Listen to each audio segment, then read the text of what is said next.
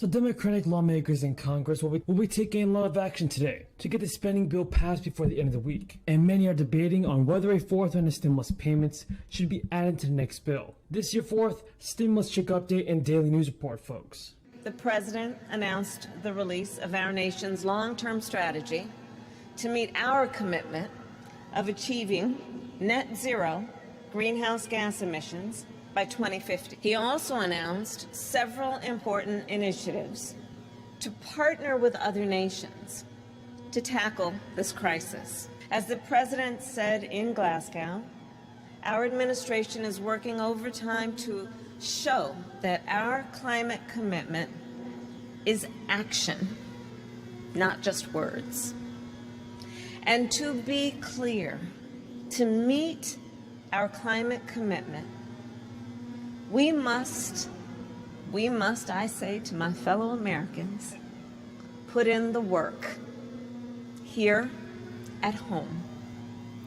Right here in New York, we have seen climate change become a climate crisis just in the last several months. Air pollution is causing health problems like asthma. Rising sea levels are flooding streets, and storms are growing more frequent and more dangerous. Hurricane Sandy was 9 years ago, and Hurricane Ida was about 9 weeks ago. People died in these storms. Homes were destroyed in these storms. Local economies were upended because of these storms. So I'll say it again. Climate change has become a climate crisis. But today we know that this moment of crisis is also a moment of opportunity. It is an opportunity to create good union jobs. It is an opportunity to build healthier communities and stronger local economies. It is an opportunity to build a better nation. Last week, our administration announced our Build Back Better framework.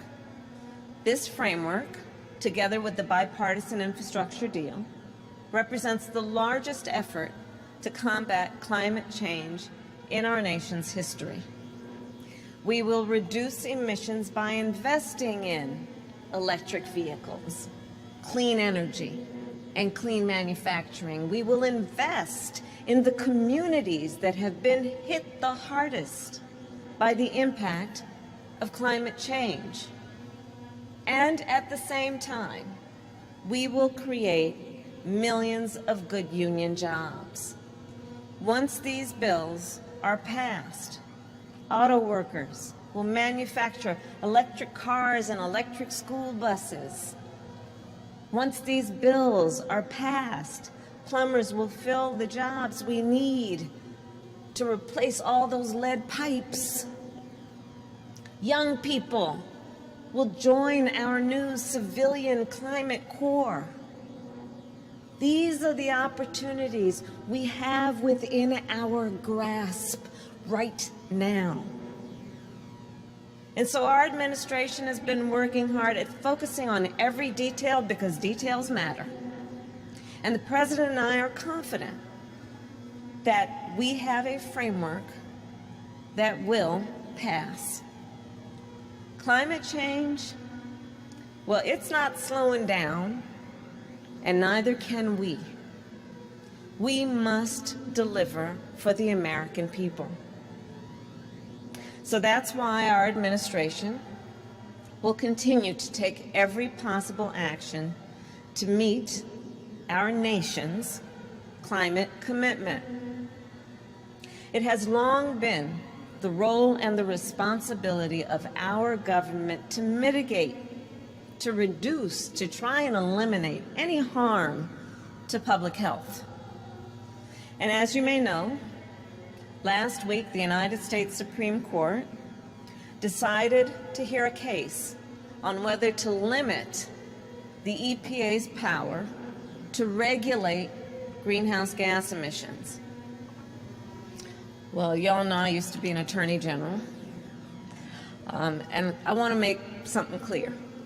Our administration believes that the Supreme Court should reaffirm what it has said before, that the EPA has the authority to keep our families and our communities safe from pollution. And today, as Secretary Granholm mentioned, we have announced 2 new initiatives led by the Secretary and our Department of Energy. First, a new partnership between our government and private companies to drive innovation in electric heat pumps.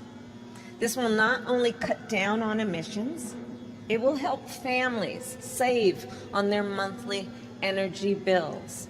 It creates an opportunity to create jobs in the community and to grow the skills of the young people in our communities to participate in doing this work. Democrats are now scrambling to fill the details of their social and climate spending plan. That's after Biden's proposal for a scaled-back bill lit a fire under lawmakers who want to see their personal priorities included. The White House had hoped to unify the party by unveiling a new framework for the $1.75 trillion bill, bridging divisions between progressives and moderates, and unlocking the stalled-out bipartisan infrastructure bill that passed the Senate months ago. Instead, Biden set off a high-stakes lobbying effort to try to make changes to the eventual bill, with Democratic leadership urging members to move quickly if they wanted something added or removed. Nancy Pelosi also told reporters the text is there for you to review, and we'll see what consensus emerges from that. Pelosi added in a letter to her caucus that their feedback is welcome and necessary to help get a bill ready on the floor.